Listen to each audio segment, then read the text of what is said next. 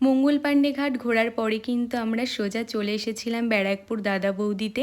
আর আমরা কিন্তু ঠিক করেই রেখেছিলাম যে রাতের ডিনারটা আমরা দাদা বৌদি থেকে করেই ফিরবো, কারণ ব্যারাকপুর থেকে আমাদের বনগাঁ যেতে যেতে কিন্তু অনেকটাই রাত হয়ে যেত। তো দেখো আমরা যখন এসেছি তখন কিন্তু বাজে রাত 8টা, আর তখন একদমই ভিড় ছিল না, যে কারণে কিন্তু আমরা কোনো লাইন দিইনি। আমরা সোজা চলে এসেছিলাম সেকেন্ড ফ্লোরে। আর এসে এখানে আমরা প্রথমেই ঠিক করছিলাম যে ফার্স্ট আমরা কি অর্ডার করব। আর আমরা না প্রত্যেকবারই চেষ্টা করি যে বিরিয়ানির সাথে সাথে নতুন কিছু আইটেম ট্রাই করার।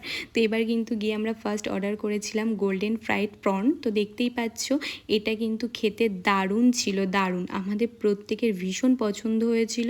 তো আমরা ভাবলাম আর এক প্লেট করে অর্ডার করলেও ভালো হতো, কিন্তু সেটা হবে না, কারণ আমরা কিন্তু একসাথে অর্ডার করে দিয়েছিলাম ফিশ ফ্রাই। আর এই ফিশ ফ্রাইটা না আমি এর আগে আরও 2 থেকে 3 বার খেয়েছি, কারণ আমি যতবারই দাদা বৌদিতে এসেছি কম বেশি প্রত্যেকবারই কিন্তু আমি এই আইটেমটা ট্রাই করেছি। আর সাথে কিন্তু আমাদের ছিল লাইম সোডা। তো এটা খেতে খেতেই কিন্তু আমরা একটু গল্প করছিলাম, আর সব শেষে চলে এসেছিলো আমাদের মাটন বিরিয়ানি।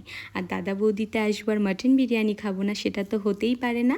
আর দেখো আমাদের প্রত্যেকেরই মাটনের পিসগুলো কিন্তু খুব সুন্দর ছিল আর দারুণ সফট ছিল।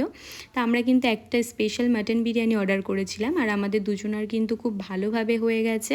তো এখানে কিন্তু আমাদের খাওয়া দাওয়া চলছিল। আর দেখো খেয়ে দিয়ে যখন আমরা বেরিয়েছি তখন বাজে রাত 9টা, ঠিক এই পরিমাণে ভিড় ছিল। তো সব শেষে এবার ছিল আমাদের বাড়ি ফেরার পালা। তো ফেরার সময় একটু ক্লান্ত লাগছিল, কারণ অনেকটাই আমরা এসেছি, তারপরে ঘোরা, খাওয়া দাওয়া, আবার এতটা রাস্তা আমাদেরকে যেতে হবে। তো রাস্তাটা দেখতেই পাচ্ছ, দিনেও যতটা সুন্দর ছিল রাতেও কিন্তু ততটাই সুন্দর লাগছিল। তো যাই হোক, কেমন লাগলো তোমাদের ভিডিওটা আমাকে কিন্তু অবশ্যই জানিও।